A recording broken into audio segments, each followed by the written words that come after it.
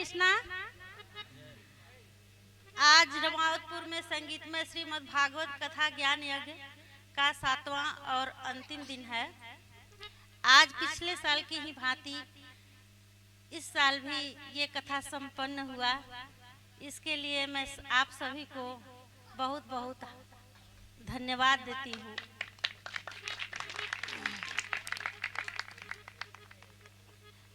ये कथा 2 साल से चल रहा है। इस साल लग रहा था कि जैसे ये कथा कोरोना वगैरह के चलते नहीं हो पाएगा, लेकिन राधा रानी की असीम कृपा है कि पिछले साल के ही दिन पे इस साल भी ये संपन्न हो गया। अभी सोच के बहुत अच्छा लग रहा है कि पिछले साल जब हम लोग आज के दिन ही पिछले साल भी अनुमोदन किए तो ये बात हम कहे थे कि शादी ब्याह में एक घर की बेटी बहनें आती हैं, लेकिन इस कथा के चलते गांव भर की बेटी बहनें आई हुई हैं और वो लोग पीछे से बार बार कह रही हैं कि बोला बोला कि फिर आवल जी। तो आप लोग का अभिनंदन है, स्वागत है। आप लोग हर साल आइए और आप लोग का आशीर्वाद रहेगा तो ये कथा हर साल संपन्न होगी। थोड़ा मेरा मन थोड़ा सा दुखी था, मेरे बच्चे नहीं हैं, दोनों बेटी लोग दोनों साल नहीं रह पाई, थोड़ा आंख भर जाता है। इतना बड़ा जो है ये कथा हो रहा है, प्रोग्राम हो रहा है, उसमें मेरे बच्चे शामिल नहीं हो रहे हैं।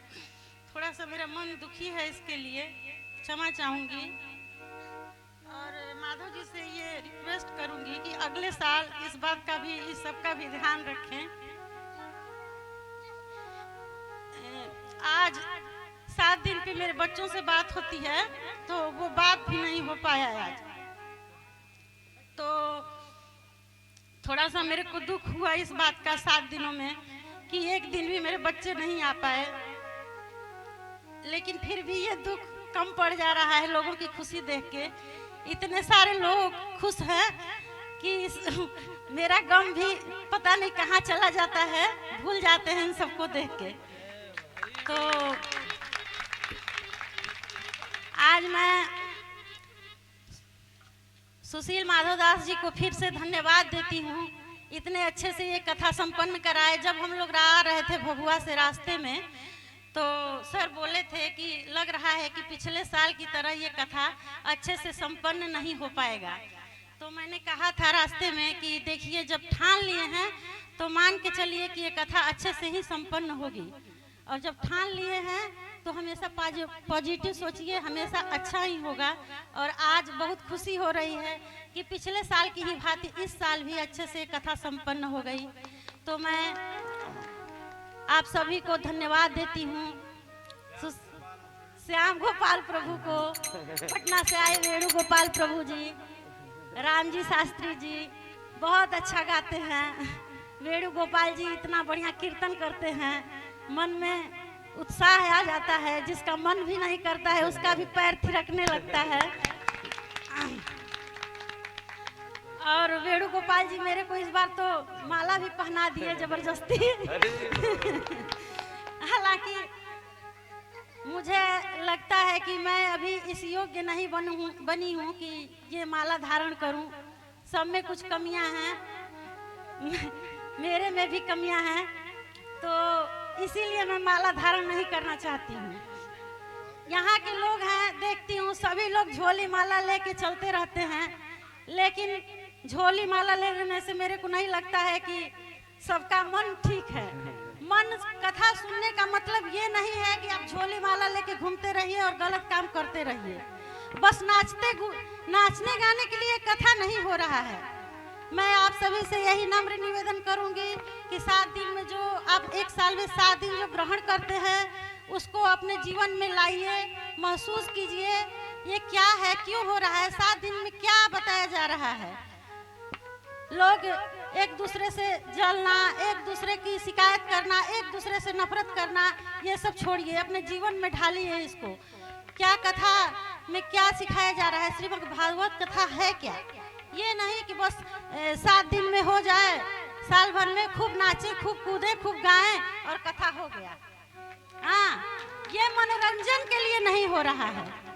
ये कथा मनोरंजन के लिए नहीं हो रहा है, बल्कि अपने विचारों को आप लोग सुधारिए और झोली माला लेकर अपने आत्मा को भी शुद्ध कीजिए, आत्मा को भी शुद्ध कीजिए, उसके महत्व को समझिए।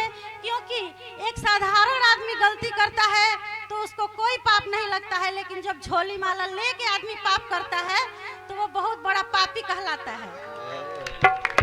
तो इसलिए जब आप लोग झोली माला ले लिए हैं, माला धारण कर लिए हैं, तो गलत काम करने से पहले एक बार जरूर सोचिए कि हम ये क्या करने जा रहे हैं। तो अभी सुशील प्रभु जी बोले, बहुत अच्छा लगा कि ये कथा जो है, कथा जब हो रही है तो अपने को वृंदावन के जैसे लोगों के जैसे शुद्ध भी अपने आप को बनाइए आप लोग, तब ये जाके वृंदावन धाम बनेगा।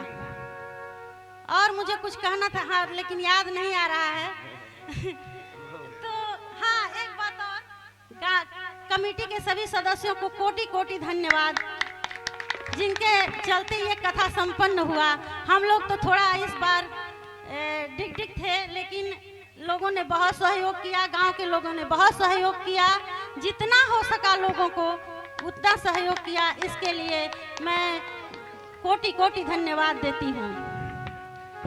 सुशील माधव दास से अंत में यही कहना चाहूँगी कि इसी तरह हम लोग पे अपना कृपा बनाए रखें, ताकि हम लोग हर साल ये कथा संपन्न कराएं, सबके कदम से कदम मिला के चलें, तभी जाके। हाँ, यहाँ से मैं अपने पतिदेव जी को भी एक बात कहना चाहूँगी। वो दिन रात भोर से उठ के और रात तक कथा ही सुनते रहते हैं, और हम जो है अपना स्कूल का प्रभार भी संभालते रहते हैं, बच्चा भी संभालते हैं, और दिन भर गेस्ट लोग को भी संभालते हैं, अपने बच्चों को भी संभालते हैं, किचन भी संभालते हैं, थक से जाते हैं। तो प्रभु जी लोग से कहेंगे कि उनको समझा दीजिएगा थोड़ा कि नहीं, मैं सबके सामने कह रही हूँ, थक गई हूँ कहते कहते, कि घर की भी जिम्मेदारियों को वैसे ही पूरा करें जैसे बाहर की जिम्मेदारियों को पूरा करते हैं। क्योंकि हम लोग की जिम्मेदारी है, जब उनको पैदा किए हैं तो पाल पोस के बड़ा करना, उनको स्टैंड करना भी हम लोग की ही जिम्मेदारी है। यूं ही भागते रहेंगे, भागवत कथा में ही रमे रहेंगे, तो हम अकेले थक जाएंगे। और हमको बहुत इस बात की शिकायत रहती है, लेकिन उनकी इच्छा इतनी प्रबल रहती है भक्ति में कि मेरा जो है दब जाता है, मेरी बात में मेरी आवाज दब जाती है।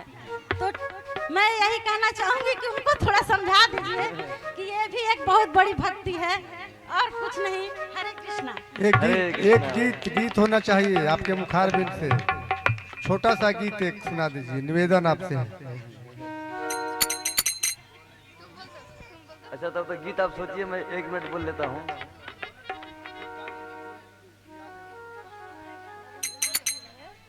गाइए गाइए।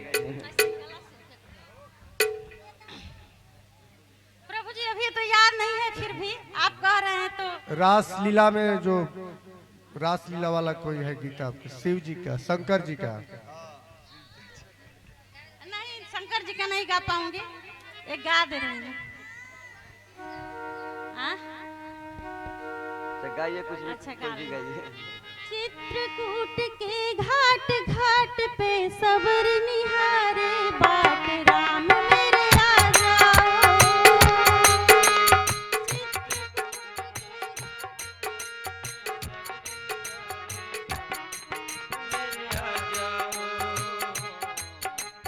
चित्रकूट के घाट घाट पे सबर निहारे, बाट राम मेरे आ जाओ, राम मेरे आ जाओ।